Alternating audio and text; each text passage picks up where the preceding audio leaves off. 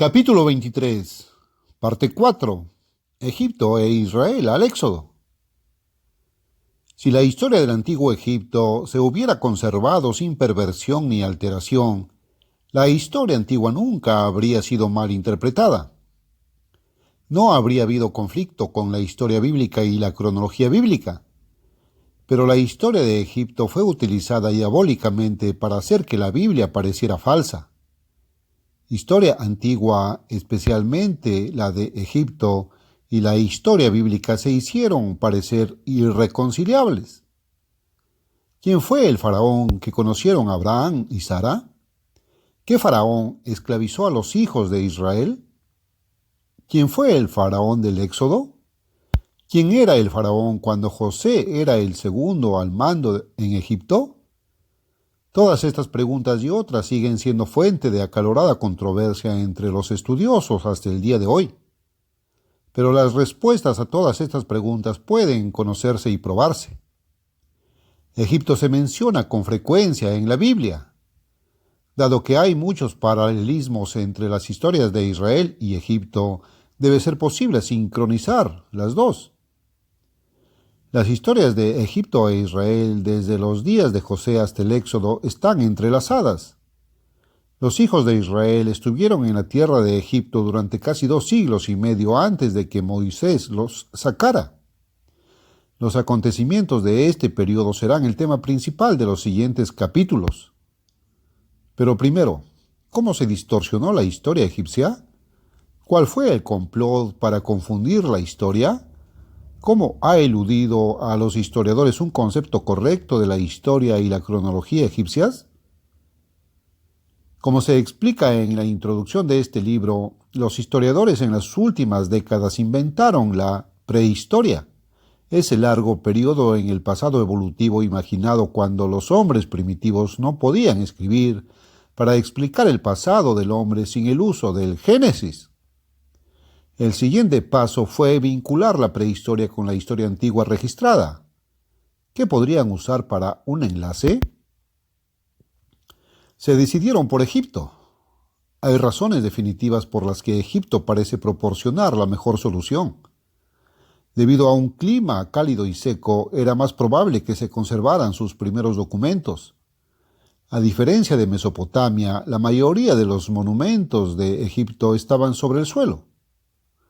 Esto facilitó mucho la tarea del arqueólogo, y su civilización fue sin duda una de las más antiguas.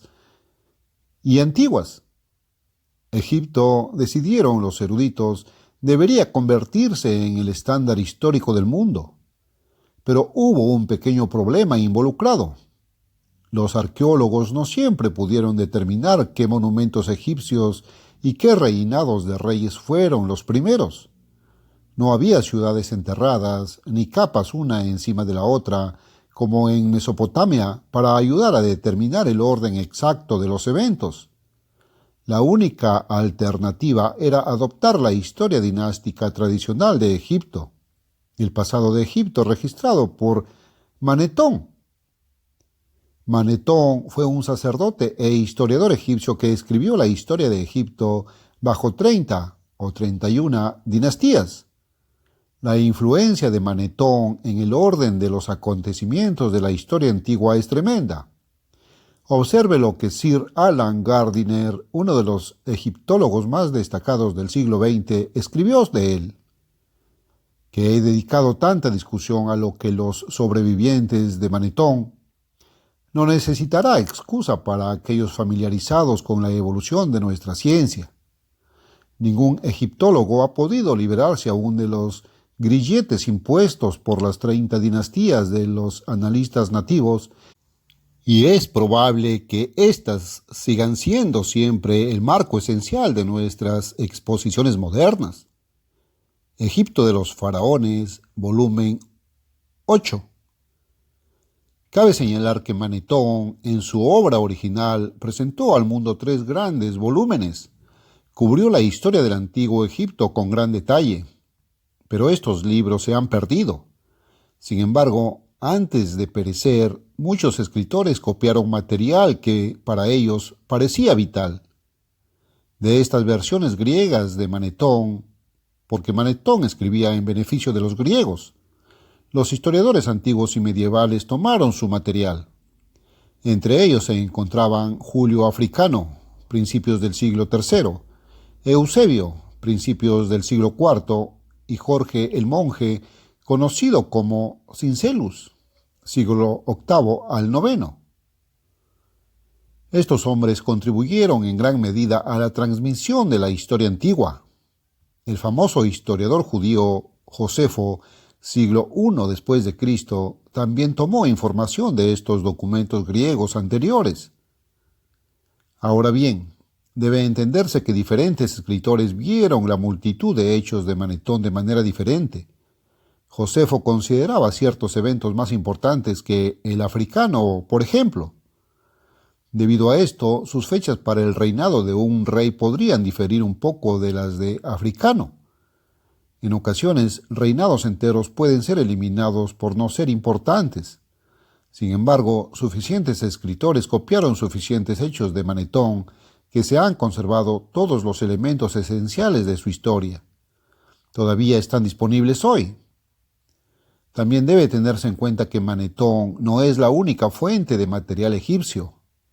La arqueología ha descubierto otros monumentos y documentos en Egipto que corroboran, confirman y agregan detalles importantes a la historia de Manetón. Dos ejemplos destacados son el papiro de Turín y la piedra de Palermo.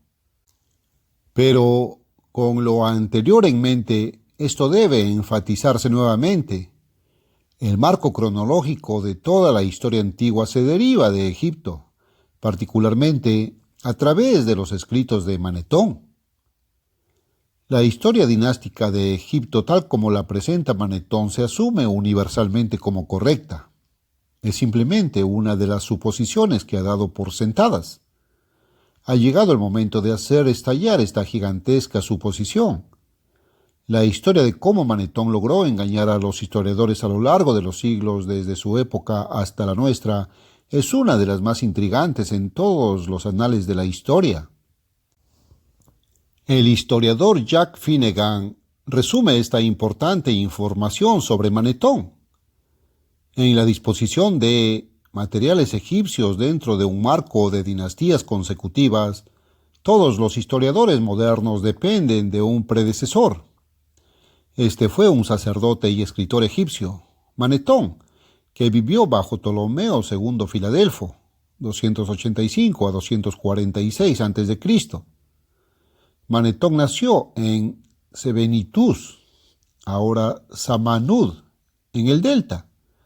Con el tiempo llegó a ser sumo sacerdote en el templo de Heliópolis. Beroso de Babilonia, continúa Finnegan, fue prácticamente un contemporáneo y los dos sacerdotes se convirtieron en rivales en la proclamación de la antigüedad y la grandeza de sus respectivas tierras. Light from the Ancient Past, páginas 65 y 66. ¿Por qué esta rivalidad entre Manetón y Beroso? Egipto y Babilonia competían entre sí por la influencia sobre el mundo de habla griega. En la época de Manetón, este espíritu de competencia alcanzó un punto álgido. Cada país buscaba ser reconocido como el fundador de la civilización, de la cultura y de las instituciones religiosas, y de unidad política. El espíritu de rivalidad y competencia fue estimulado por la vanidad unida a un profundo sentimiento de inferioridad, ya que ambos pueblos estaban sujetos a los griegos. Todavía era un mundo helenístico. Roma apenas comenzaba a levantarse. Para anular este sentimiento de inferioridad, cada uno afirmó ser el primer pueblo en la tierra, no solo en el sentido de civilización, sino en el sentido del tiempo. Manetón y Beroso intentaron respaldar estas afirmaciones proporcionando una base histórica falsa, pero aparentemente verdadera, para ellas. Esto requirió una manipulación deshonesta de los hechos. Para justificar estas afirmaciones de antigüedad, Manetón y Beroso utilizaron sus primeros registros, las listas de reyes de las diversas ciudades, y hábilmente las reunieron en orden consecutivo. Manetón resumió la historia de Egipto bajo el gobierno de 31 dinastías o casas gobernantes, desde las ciudades reales de Tebas, Menfis, Tinis y Abidos, Heracleópolis, Elefantina, Zois, Sais y otras ciudades. La historia de las familias reales de cada ciudad fue elaborada para que pareciera que una sola ciudad y una dinastía a la vez dominaban Egipto y que Egipto estaba desde su principio bajo el gobierno de un solo gobernante a la vez. El resultado fue que Egipto parecía ser extremadamente antiguo y la primera tierra en establecer la unidad, miles de años antes de que se unieran las ciudades-estado griegas. Esto fue un fraude deliberado. Los detalles internos de las diversas dinastías eran escrupulosamente correctos. La duración del reinado de cada rey y la duración total de cada dinastía se registraron cuidadosa y correctamente. Tenían que serlo para que la historia pareciera válida. Pero el orden en que aparecieron las dinastías fue una mentira histórica. Manetón contó hábilmente la historia de las familias gobernantes de cada ciudad. Luego unió estas dinastías de extremo a extremo para hacer que Egipto pareciera la nación unificada más antigua de la tierra. Como resultado, los historiadores han asumido que la historia de Egipto puede leerse directamente desde la dinastía 1 hasta la 31. Pero la verdad es, por ejemplo, que las dinastías 9 y 11 son parcialmente paralelas a las dinastías 1 y 11, y las dinastías 3 y 4 son contemporáneas con el final de las dinastías 12 y 9 y el comienzo de las dinastías 13 y 14. En solo dos reinados ampliamente separados en la historia de Egipto existe una sola dinastía. En todos los demás periodos hay dos o más dinastías que gobiernan simultáneamente desde diferentes ciudades. Si Manetón hubiera inventado todas las figuras dentro de cada dinastía, de modo que ninguna de las duraciones del reinado tuviera sentido, entonces nadie le habría creído y su engaño no habría funcionado. En lugar, tomó los hechos que nadie cuestionaría porque eran ciertos y los organizó de tal manera que incluso los eruditos no pensarían en dudarlos. Esta es la manera en que usó los hechos para decir una mentira. La conspiración diabólica para alterar la historia y hacer que la Biblia pareciera falsa no se limitó a Egipto y Babilonia. Grecia también fue parte de ella. Ningún poeta o historiador en la antigua Grecia era considerado digno de un honor especial a menos que estuviera demente. En términos bíblicos, Homero y todos los famosos poetas historiadores griegos estaban poseídos por demonios. La conclusión es absolutamente clara. La historia ha sido pervertida a propósito por la influencia diabólica de los espíritus caídos que se apoderaron de las mentes de los poetas historiadores como Homero y Hesiodo, y a través de ellos distorsionaron los acontecimientos de la antigüedad. Y Manetón y Beroso, que eran sacerdotes paganos, no estaban libres de esta influencia. Sus distorsiones históricas requerían inspiración más allá del mero ingenio humano. Jesús mismo declaró que Satanás, el príncipe de los demonios, engaña al mundo entero. Apocalipsis 12:9. Uno de los ingeniosos artificios de Satanás se manifiesta en forma de historia corrupta. Este complot diabólico para hacer que Dios y su palabra parezcan falsos ha engañado al mundo entero. Pero ahora se ha descubierto este engaño. Este engaño ha sido tan completo porque ha sido consistente. La historia pervertida hace que la mitad del registro de la antigua Grecia aparezca 5 siglos antes de tiempo. Pero la ubicación sucesiva de las dinastías de Egipto también hace que secciones de la historia egipcia aparezcan 5 siglos antes de tiempo.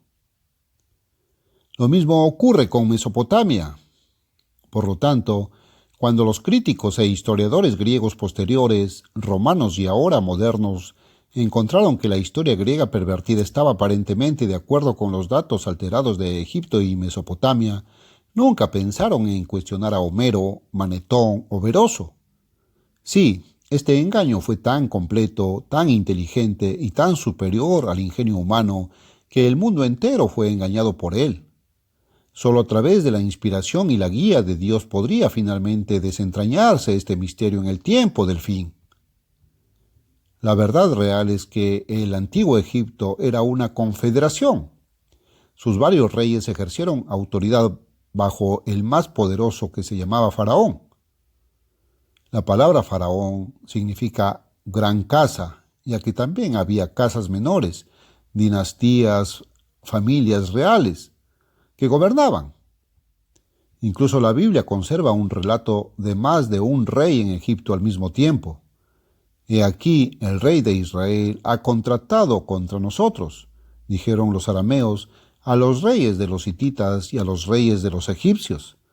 Segunda de Reyes 7:6. Otro versículo que se refiere a los reyes de Egipto es Jeremías 46:25.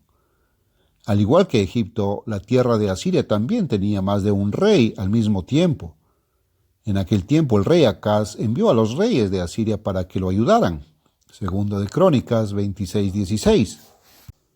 Los historiadores acusan falsamente que estos versículos no son fieles a los hechos. En realidad, proporcionan una clave importante para comprender la estructura gubernamental de las naciones antiguas. Las subdivisiones del gobierno, no el control estrictamente centralizado bajo un solo gobernante, eran bastante típicas del mundo antiguo.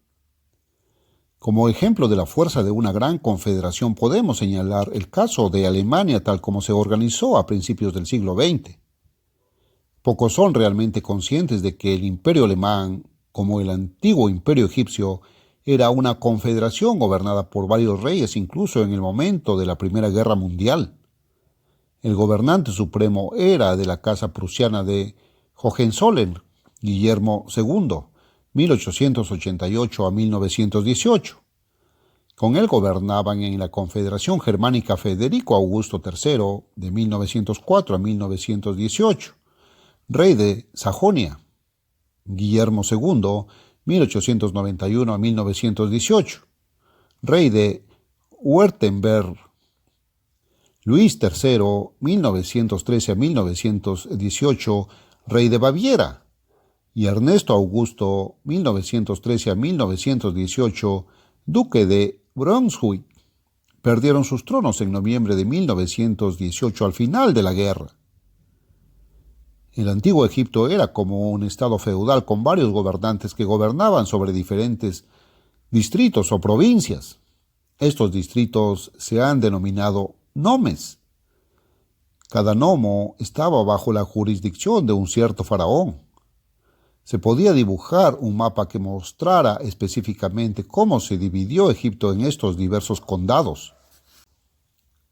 Pero los eruditos e historiadores adoptaron la idea que Manetón quería dejar, el concepto de que Egipto siempre estuvo unificado con una sola dinastía y un faraón gobernando a la vez. Ahora bien, esto fue muy inteligente cuando nos damos cuenta de que, en cierto sentido, Egipto estaba unificado, pero era diversidad en unidad.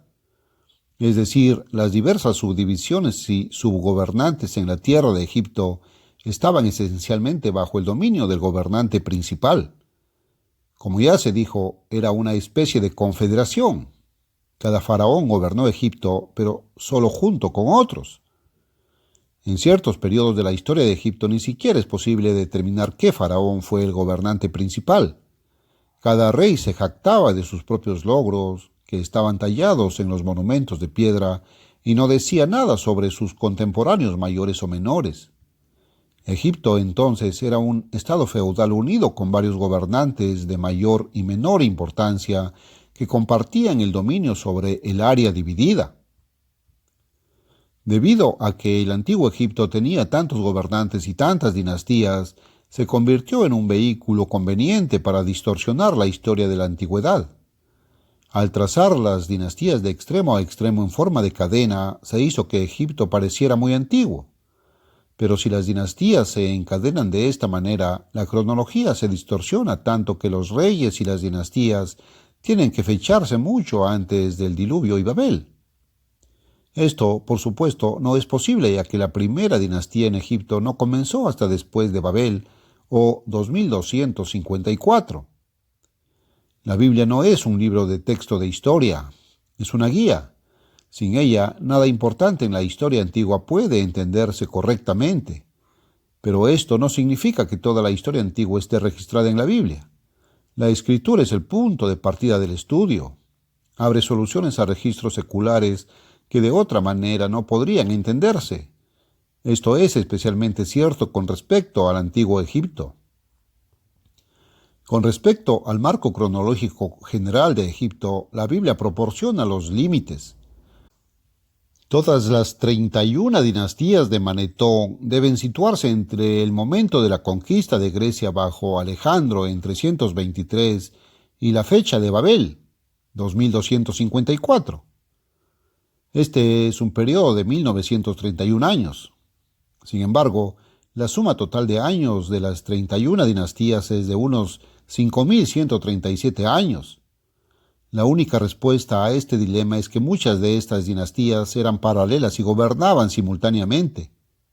Esto tiene que ser cierto porque la Biblia solo permite un tiempo limitado en el que todas estas dinastías y otras menores de las que no hay registros podrían existir.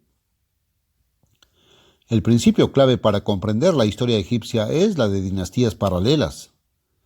En el Compendio de Historia Mundial, el Dr. Hay ha demostrado por sólidos vínculos históricos qué dinastías aquí son paralelas en cada periodo de la duración de estas 31 casas gobernantes, tal como se conservan a través de Manetón. Estos se discutirán en las siguientes páginas junto con los fascinantes eventos que tuvieron lugar. Para hacer la historia de Egipto simple y llanamente, sería mejor descartar los números asignados a las dinastías por Manetón. En cambio, las dinastías de cada ciudad deberían ser renumeradas desde el principio. Ejemplo, Tinis I, Tinis II, Heracleópolis I, Heracleópolis II, Tebas I, Tebas II, Tebas III, etc. Este sistema eliminaría gran parte de la confusión perpetrada por Manetón. Sin embargo, dado que todos los demás historiadores utilizan su numeración, debe conservarse aquí en aras de la uniformidad al leer otros libros sobre el tema. Satanás, como hemos visto, usó la historia de Egipto para distorsionar la historia de la antigüedad. Debido a que hay tantos eventos relacionados con Egipto en la Biblia, esta distorsión hizo que la Biblia pareciera completamente fuera de armonía con la historia aceptada en los círculos académicos. Pero ahora este esquema diabólico se puede revertir por completo. La historia egipcia, cuando se reconstruye adecuadamente y se entiende correctamente, se convierte en una ayuda inestimable para una comprensión completa del relato bíblico. El propósito de la historia es enriquecer y avivar nuestra comprensión de la Biblia y el plan de Dios. Por ejemplo, en Génesis y Éxodo se menciona a los faraones, pero no por su nombre. ¿Quiénes eran estos hombres? Las fuentes históricas externas proporcionan las respuestas. Aprenderás quiénes eran en el fascinante relato que sigue.